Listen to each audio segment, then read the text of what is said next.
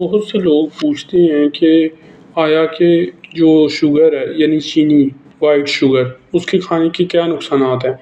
ویسے تو اس کے بہت سے نقصانات ہیں، جس میں کیا ہوتا ہے موٹاپا ہو جاتا ہے، آپ کے دانت خراب ہو جاتے ہیں، اس کے علاوہ آپ کا جو منہ ہے اس کا ذائقہ بھی عجیب سا رہتا ہے ہر وقت۔ تو یہ تو عام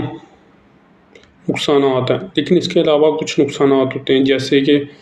کولیجن کی کمی ہو جاتی ہے تو آپ کی سکن ڈھلک جاتی ہے، اس کے علاوہ ٹیسٹوسٹیرون کا لیول کم ہو جاتا ہے، اس کے علاوہ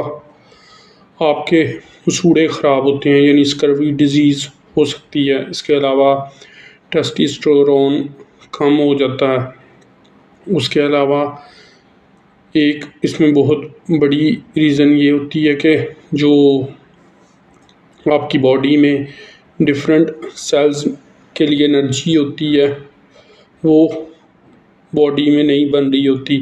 تو ایڈرینالین رش ہوتا ہے۔ اسی طرح آپ کی باڈی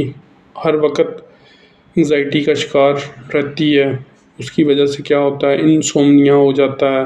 نروسنس ہو جاتی ہے، B1 کی کمی ہو جاتی ہے۔ تو یہ وہ میجر علامات ہیں جو زیادہ چینی کھانے کی وجہ سے آپ کو ہو سکتی ہیں، اور جس کی وجہ سے آپ کی باڈی بھی افیکٹ ہوتی ہے،